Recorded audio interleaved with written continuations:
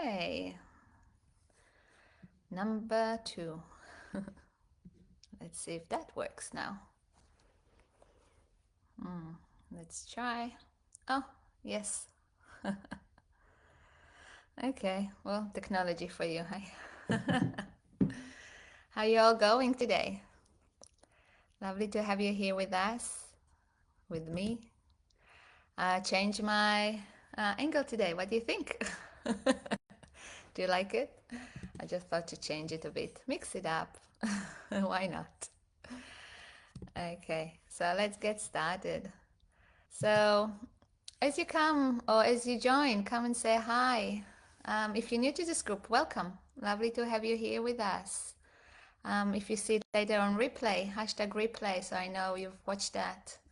As you know, I'm going live every Thursday night at 6 p.m. Australia Eastern Standard Time.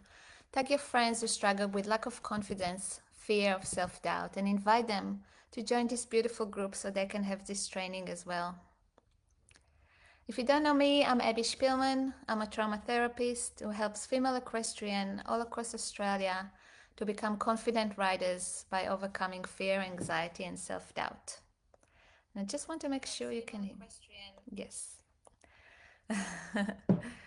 So today's video is for every woman who's ever been told, just write it out, or push through it, or just breathe and relax, or maybe you need a calmer horse. Or my personal favorite, you'll be fine. If you've heard any of this before, you're not alone. We're diving deep into the myths that surround fear in riding and how they become actually and keeping us stuck. But once we change the way we look at the fear, everything can shift. As Wayne Dyer said, and this is one of my favorite quotes, if you change the way you look at things, the things you look at change. So let's start with the big one. Just write it out or push through the fear. We've been taught that the only way to get past fear is to override it. But let's be honest, how many times has pushing through actually worked long term? Just get back on the horse. But at what cost? How many times have we heard it? You just need to get back on the horse. As if getting back immediately will magically erase the fear, right? Or the fall, or the emotional impact. But let's pause and ask, why is getting back on the horse pushed so strongly? Is it really to help your nervous system feel safe again? Or is it a way to pretend nothing happened? When we pressured or forced to do something, especially something that scared us, we often feel the opposite of safe. We might lose trust in the person pushing us. We don't get the chance to actually feel and think through what happened or what we need. Sometimes the person telling us to get back on hasn't learned how to deal with their own discomfort. Your fall makes them uneasy, and instead of sitting with that discomfort, they try to fix it really quickly by rushing you back into the saddle. But here's the thing. If someone has just fallen, they could be injured, not just physically, but emotionally too. And when the message they receive is, I don't care how you feel, I just don't want you to be scared of riding. That moment can feel incredibly invalidating. And I speak with many women who experience this, and they tell me, unless you're unconscious, people expect you to get back on. If you're standing and breathing, they assume you're fine. But what people don't see is that what happens later. They don't see you lying awake at night, replaying the fall over and over again. They don't see the shame you felt in front of others. They don't know how your confidence crumbles just at the thought of riding again, right? When we don't fully process what happened, our bodies hold on to it. That fear, that shame, that sense of being judged. It doesn't just disappear. Instead, It resurfaces when someone invites you on a trail ride, or when people are watching you ride in the arena. Suddenly, those hidden feelings come rushing back. So, what do we do with those feelings? Well, most of us either ignore them, we push them away, push them down, pretend they're not there, or we avoiding riding, or find excuses, procrastinate, and stay away from the saddle altogether. But neither of those options bring real relief. If you're physically okay to ride but fear and anxiety are stopping you, it's not a mindset issue. It's not about being tougher. It's your nervous system still carrying fear, shame, and embarrassment. That's why in our session, we don't rush, we don't push, we gently open that hidden drawer inside of you, the one where all those feelings were stuffed away. And when each feeling is ready to come out, we let it. Sometimes we start with fear, then anger comes up, and eventually maybe relief or joy and confidence. But only when those feelings are allowed to move through can they finally be released. Otherwise, they just stay stuck in your shoulders, in your back, in your chest, in the tension you feel every time you think about riding. You don't have to just get back on. You deserve time and space and compassion to heal. You know, I once worked with a woman who had been dealing with pain in her ankles for a long time. She had all the medical scans. Everything came back clear, no structural issue, no diagnosis. So she came to me curious to explore whether there might be something deeper going on. During our session, she felt intense pain in her ankles.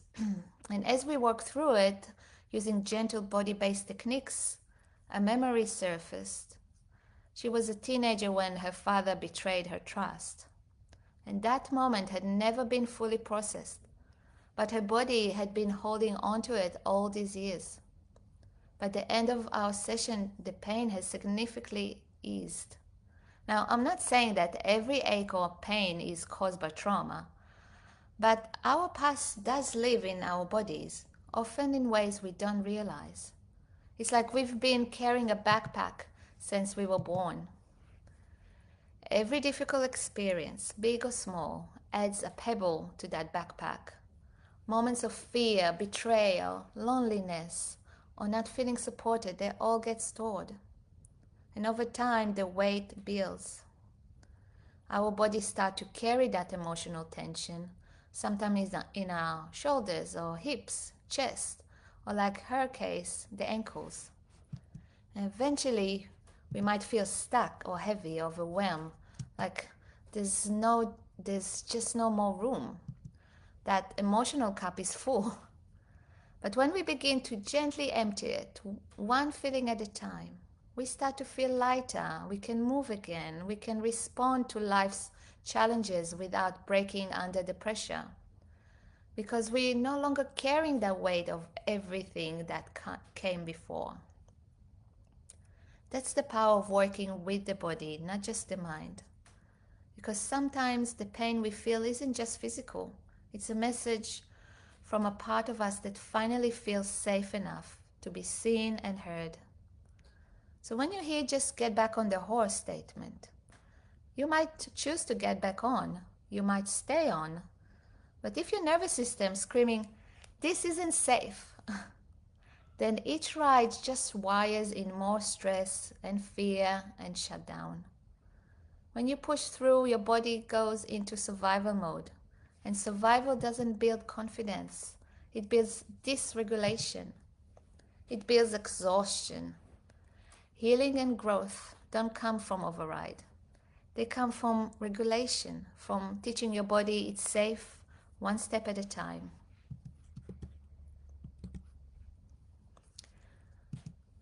So ladies, hands up if you've ever stared at your horse, tuck in your hand and heart pounding and thought, "I should just get on. I know I should. Everyone else does." You've probably heard the "just do it" advice a million times, right? But if you're battling fear, anxiety, and that nasty little voice of self-doubt, you know that simple push just doesn't work. So why the just do it myth doesn't work? Well, because it ignores the root cause. Fear isn't a switch you can just flick off. It's often rooted in past experiences, perceived lack of control, or even just a general feeling of vulnerability. Just doing it skips the crucial step of understanding why you are afraid. And it often amplifies self-doubt. So when you force yourself and it doesn't go well, the inner critic gets louder, right? See, you're not good enough. You're too scared.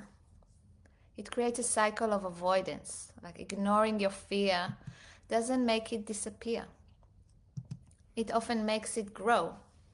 And the more you force yourself and maybe fail, the more you'll want to avoid the situation. So what does work? Instead of forcing yourself, let's try a gentle, more understanding approach. Let's acknowledge your fear. It's okay to be scared. It's okay to admit you're struggling. Don't shame yourself for feeling what you feel.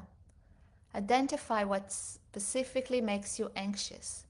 Is it a certain gait, a particular jump, riding alone? Pinpointing your triggers gives you power. And I'd like you to break it down. Instead of focusing on the whole ride, break it down into tiny, manageable steps. Start with grooming, then leading, then maybe just sitting in the saddle. And celebrate each small victory. And last one, focus on connection. And remember why you love horses. Shift your focus from performance to connection. Enjoy the simple moments of being with your horse. And embrace the progress. Because confidence isn't built overnight. It's a journey of small steps, maybe setbacks. But be patient with yourself and celebrate every bit of progress. Remember, your worth as a rider and as a person is not defined by your fear. You are strong and capable and deserving to experience joy in your riding. By understanding your anxiety and approaching it with compassion, you can build the confidence you desire and create a more fulfilling relationship with your horse. Let's talk about the myth of the perfect horse. Another myth I hear a lot. I need a good, calm horse to help me with my fear or my confidence. Of course, we all want to feel safe with our horses. That's completely valid. But here's the thing I see again and again. Even women with beautiful trained, steady, trustworthy horses still feel anxious, still feel disconnected, still freeze at the mounting block or second guess themselves in the saddle. Why? Because the fear isn't always about the horse. Sometimes it's about what the horse represents. And a horse can symbolize power, unpredictability, vulnerability, connection, or even freedom. And if we've had past experience where those things didn't feel safe or were taken from us, it makes sense that being around horses activates that old wiring. You might know rationally that your horse is safe, and yet your body still tightens. Your heart races, your mind fills with the what ifs. That doesn't mean you're making it up. It means your nervous system is doing its job, trying to protect you based on past experiences. You know, I worked with a woman who shares a calm, reliable horse with her daughter. She's seen her daughter rides him. She's seen other people rides him, even beginners. She knows he's fine. But when she got on, her body went into a fear spiral. All the what-ifs came rushing in. Not because she doesn't, trust the horse, but deep down, she doesn't trust herself. Her body was so tense that she didn't feel safe even sitting on him. She wasn't present. She was in anxiety mode and stuck in her head. So during a session, we gently brought her back to her body. And then presence returns. The tension softens. The nervous system starts to settle. By the end of the session, she felt relaxed and grounded, much more confident. She even messaged me later to say that he spooked a little at something, but it didn't faze her. She felt present and ready to respond instead of needing to protect herself from the wild beast. And that's a beautiful shift. A calm horse can be helpful, but they can't do the inner work for you. True confidence comes from within, from feeling safe in your own body, in the present moment, from healing the roots of your fear, so that your partnership with your horse isn't built on pressure, but on trust. And here's something that might surprise you. To overcome your fear of riding, you don't actually need your horse to be involved in the session. Yeah. Overcoming fear doesn't have to start in the saddle or even at the paddock, because the root of your fear doesn't live in your horse. It lives in your nervous system. The session I do with clients are body-based and the work we do together is designed to help you feel safe in yourself first. That means we can make real progress, even without the horse there, because we're working with what your body is holding or remembering or protecting you from. And later on, when you do go back to your horse, you'll notice you'll feel much more grounded. You'll respond with more clarity. You reconnect with the joy, and the fear is no longer there, because true confidence doesn't start in the saddle. It starts in your body, and that's something we can build right here, even through Zoom call. And let's talk about myth number 3. Just breathe. Now, I love a good deep breath. I remind my clients often to breathe. We don't even realize we hold our breath until someone reminds us to breathe, right? Along with just breathe comes just relax. And while your nervous system is in full-on alert mode, that's not very helpful. Breathing techniques and mindset tools can support your riding, but not when you're used to dismiss what your body is actually saying. Just breathe is not a magic pill. It helps. We can't override fear with affirmation, but we can work with fear by creating space to understand it. So the next time you hear just breathe, I'd like you to remember it's not about forcing your body to calm down. It's about listening to what your body is trying to tell you and meeting yourself with patience, compassion, and support, and not pressure. And I'd like to talk about why your body feels scared, even when your mind doesn't. So have you ever said to yourself, I know my horse won't do anything, but I still feel scared? Or, I try to be positive, but I get tight just walking into the paddock. So this is your nervous system speaking. And you're not too sensitive or making this up. You're responding to something real. Maybe not a threat in this particular moment, but a memory or an emotion or a learned pattern from the past. And I met a few ladies who said that they feel uncomfortable even if it's too quiet. The lack of activity around the arena, folks say, makes them feel weird. It's unfamiliar in this crazy life to be quiet.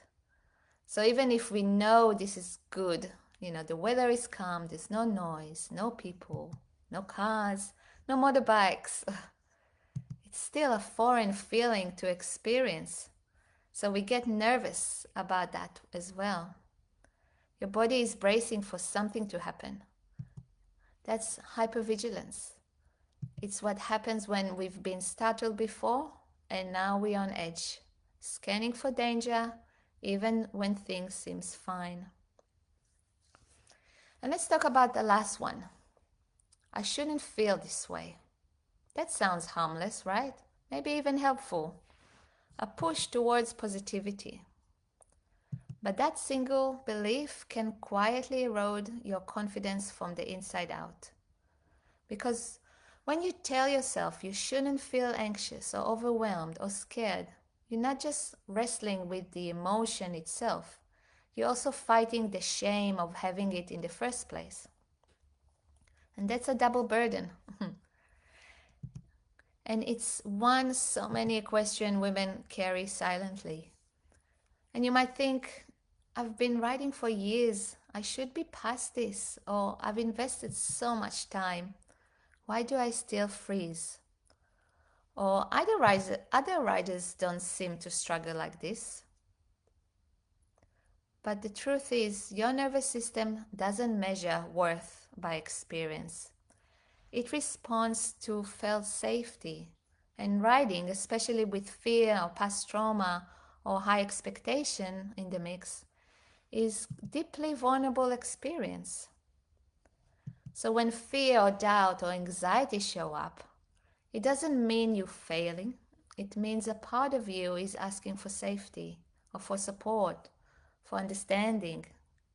The more you tell yourself you shouldn't feel what you feel, the more disconnected you become from yourself, from your horse, and from this present moment. However, when you feel that you can acknowledge, the fear, and this is hard, or maybe it's hard right now, you allow yourself to feel. You take the first step towards healing, not by pushing, not by proving anything, but by reconnecting with your body, with your truth, with your needs. That's where real confidence starts, with presence. So, what can we do instead? Here's where things get more exciting. Let's talk about what happens during a therapy session and how that helps. So the first thing we're going to do is we build sense of safety in your body to understand how feeling safe actually feels like, not just saying I feel safe. The second thing we're going to do, we explore what's behind the symptoms, the fear, the anxiety. We don't just look at fear, we get curious about its roots. Where did this begin? What's your body trying to protect you from? And the third thing we're going to do is we build the capacity to be present without spiraling into the what if, which means we're slowly growing your window of tolerance, not pushing yourself beyond your edge, but gently expanding it with support. And of course, we develop tools that work with your body and not against it. This includes nervous system regulation and body processing, trauma-informed strategies, and building trust both in yourself and your horse. So if today's video landed with you, if you've been battling this myth in silence, you don't have to keep riding through fear just to prove something. Your fear is not a flaw, it's a message. And with the right support, you can begin to listen and then to shift. So if you want to understand what is behind your fear, let's have a chat. Comment the word chat and I'll reach out to you. No string attached, just an honest conversation to understand what are your challenges and what you're looking to achieve. Thank you so much for your time this evening, and I'll see you next Thursday.